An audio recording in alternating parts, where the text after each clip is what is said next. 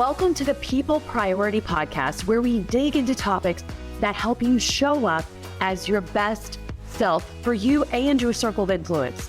I'm your host, Julie Schneers, a teacher turned speaker, team culture consultant, and leadership growth coach who loves people. Join me every week for conversations that will motivate, educate, and hopefully just inspire you to grow through the power of communication, connection, and confidence. Because you and your people, you're worth it. All right, today I want to talk about who are your people. I know it's the People Priority Podcast. You kind of launch straight into leading your people, but I really want to spend some time honing in who your people are. I do a lot of executive coaching, C-suite, nonprofit, for-profit, wide variety, but most of them are their leaders in their business space, in their companies, at their universities. However, I don't want the mindset of this podcast to be that we are dedicating to business. However, we're dedicating to business, we're dedicating to education, but we're dedicating to the moms in the field who are mom lifing it with their children in their home, because we are all leaders in some form or fashion, and who we're leading, it does change from place to place, because your circle of influence is like this hula hoop that sits around you and moves wherever you go.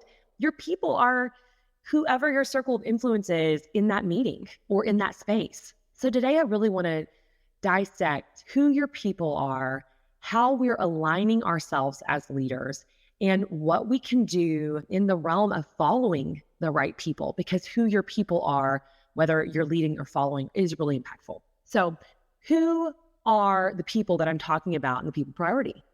It's who you lead wherever you are. You know, when I first started in this journey of speaking and consulting and all the things, I really thought, and I know you know this if you listen to episode 1, I'm just going to stay in the education realm. This is where I'm going to be, and this is where I fit. This is what I know. But I learned very quickly that education is one piece of the puzzle who might not always want to bring in outside people, and businesses are another piece of this really big puzzle, and they are willing. And right after COVID, we're all dying for a little bit extra relationship building and increasing communication skills, because life's not Zoom.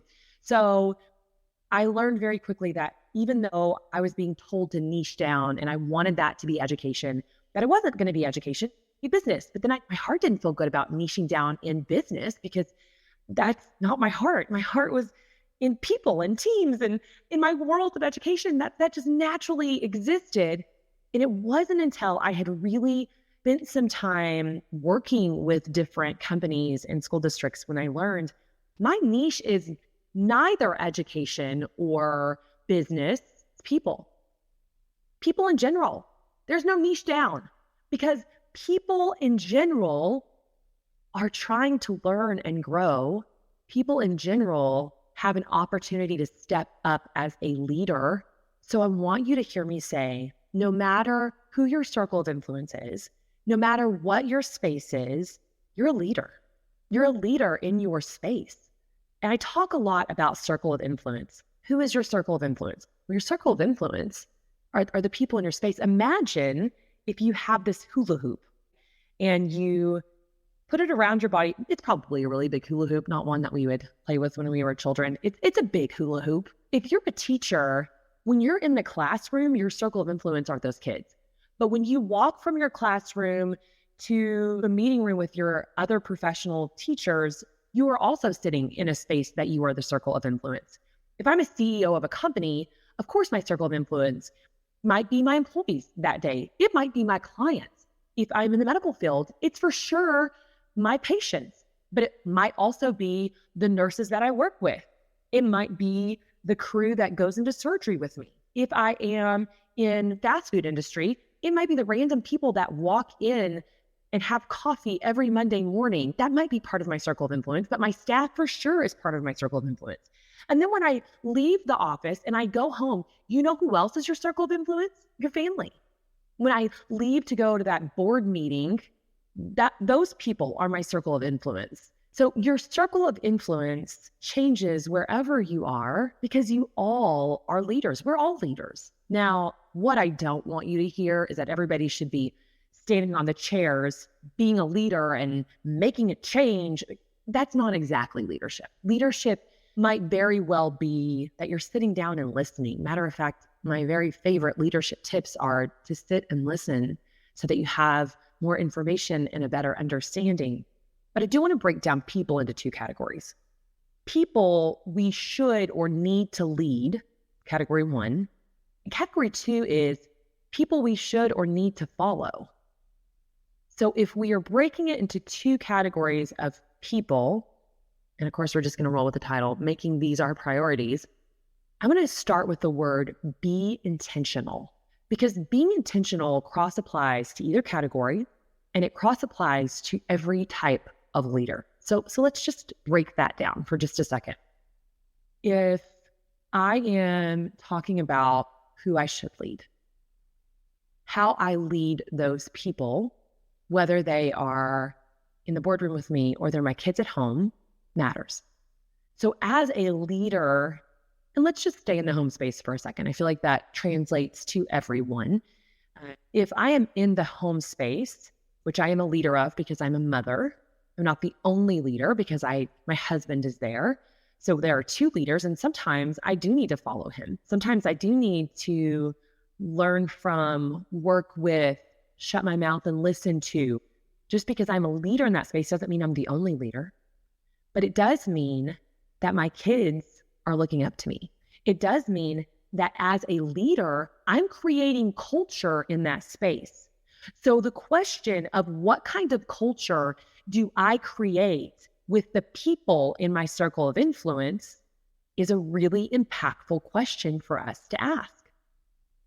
As a mom, what kind of culture am I creating at home? And you know what feels heavy?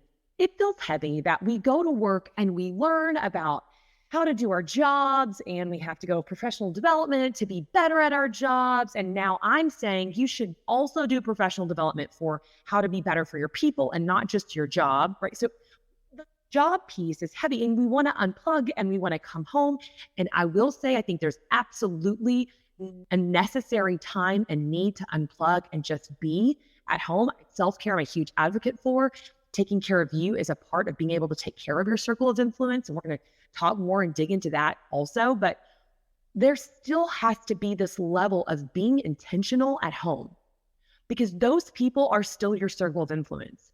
And if we've left all the skills that we've learned in the workspace and we don't bring any of those skills home, we are losing the opportunity to be the most important leader of all, in my opinion.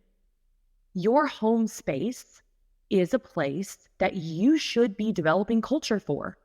So if we start big picture and we break it back down, what do you want your culture to be like? That's what we do when we have team focus meetings. So what are some pillars of your culture that you want it to feel and embody in this space? And people will share out words. We create a culture building map. Same thing with my family though. Like, what do I want those big pieces to be? What are the pillars that I want my kids, when they leave my house, to go, my home was XYZ.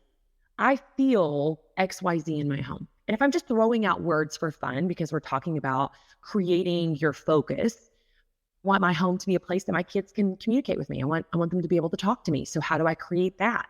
I want my kids to feel like it's a safe haven that they can come to no matter what. So how do I create that? And I want my home space to be fun so that when they leave for college, they still want to come back and hang out with me. So how do I create safe, fun, and open environments? If those are my pillars, I'm not saying those need to be your pillars. I mean, they can be anything. We're all different. We have different needs and different families, just like we do in companies and schools.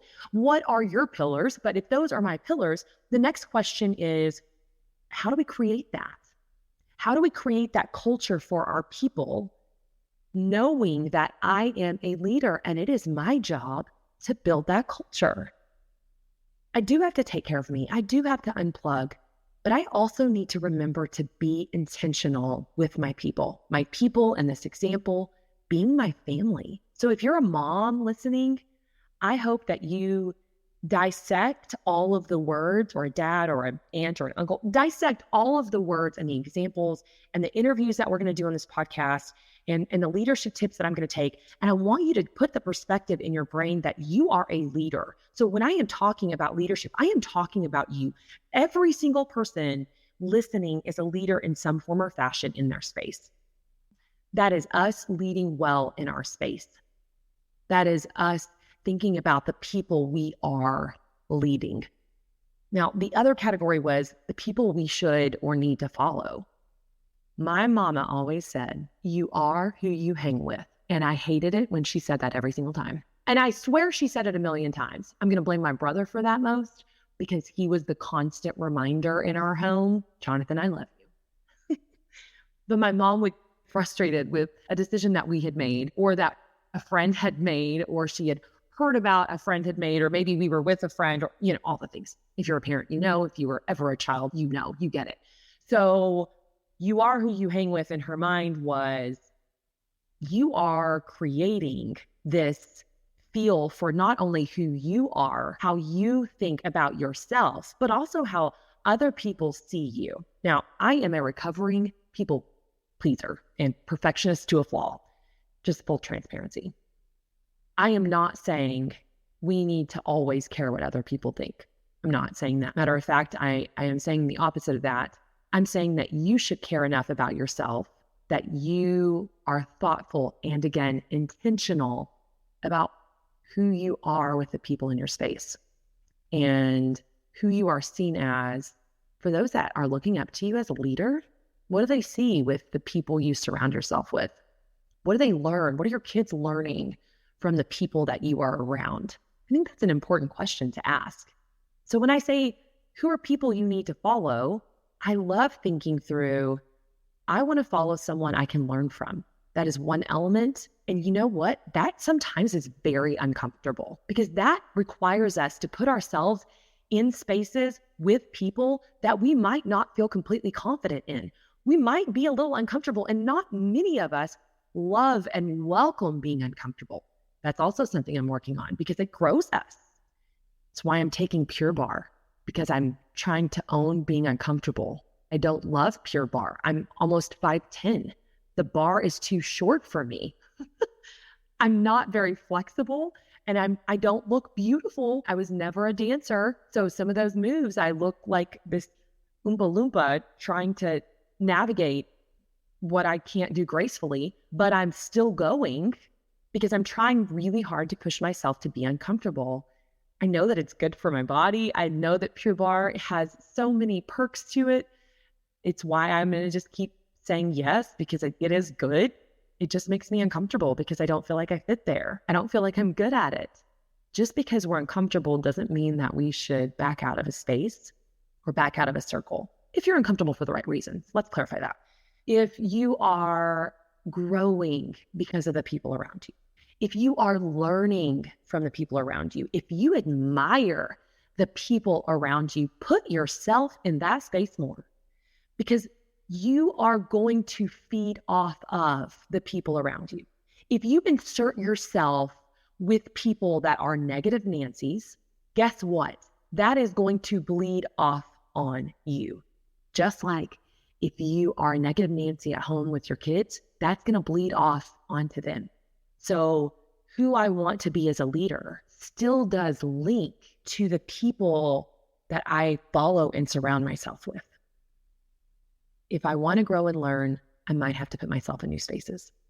If I want to make friends who are positive and kind or engaged in the community, I might have to put myself in uncomfortable situations. I might have to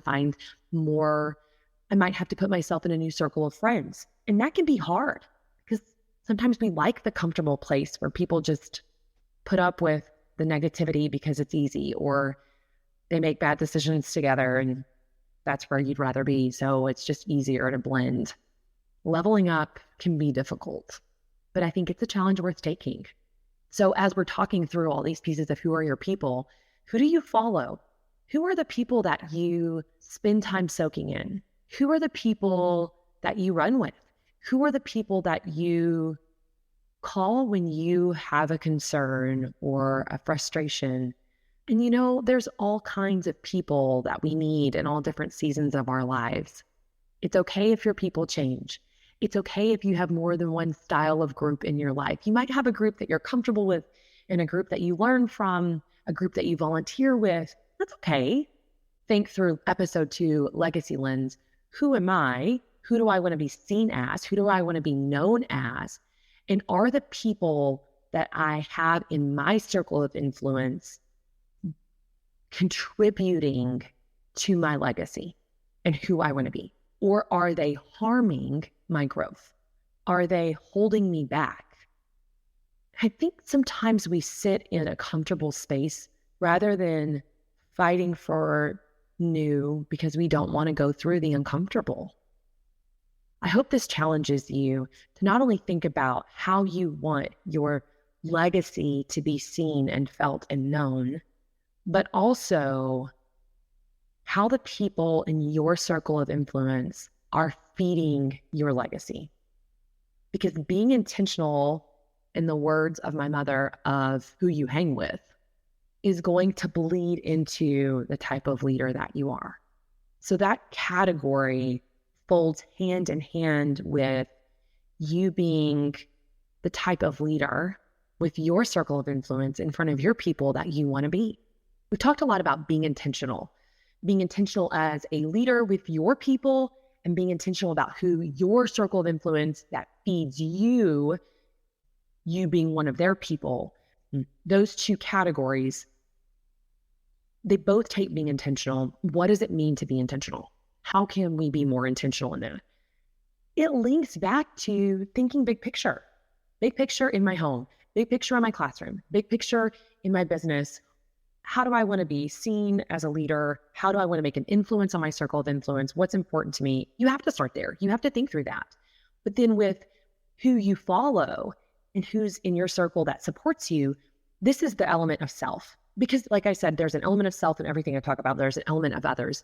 In the element of self, who's taking care of you? Who is your support? And how are they supporting you? So if one of my ultimate goals is growth and learning, you're going to have more people that you cling to that grow you and help you in the space that you want to be in. But if you are struggling, you might need more of a nurturing circle. You might have both, but you got to figure out how you can best take care of you. Now, my mom lectured us with that who you hang with thing, usually when there was a bad decision being made.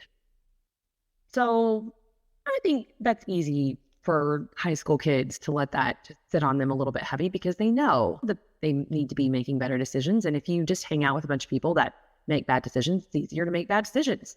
But if we're translating that to adult life, it might not be that you're making bad high school decisions. It might be that you're making negative, unimpactful, I'm just surviving, I'm not setting a good example, I'm not involved in my community. I don't know, whatever it is that you would deem, I don't love that about where I'm at right now. Find a group that supports you. Or maybe for you, your negative piece is, I don't take care of myself. I don't have people that help me unwind, and I'm always going 90 to nothing. I don't have anybody that makes me slow down. Your circle of influence that you're leading, they're still watching you never slow down. Translating that back to your home. If I go, and I never take a moment to pause to be with my kids, when they are taught to go, don't be surprised when I'm older and they don't pause to come see me.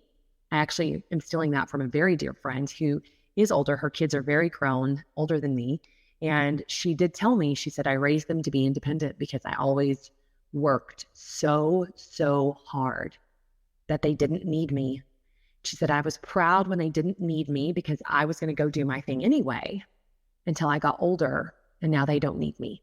And they're too busy to come see me, too busy, and it's easy to not have a conversation because they're too busy. She said, I feel like I've lost my kids because I taught them to be independent and so busy. This is what I get. And it's hard. And I thought, well, dang. And then I booked some time off my calendar to make it a permanent thing because I really want my kids to see me be a dreamer and a fighter for what I believe in. I want my kids to see me follow dreams with grit and perseverance. And I want my kids to see me make new friends and lean into the uncomfortable and never stop learning and growing.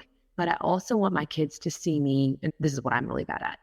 I also want my kids to see me take a break and enjoy moments and play Wahoo. That's our favorite game at home. Play Wahoo at night after dinner.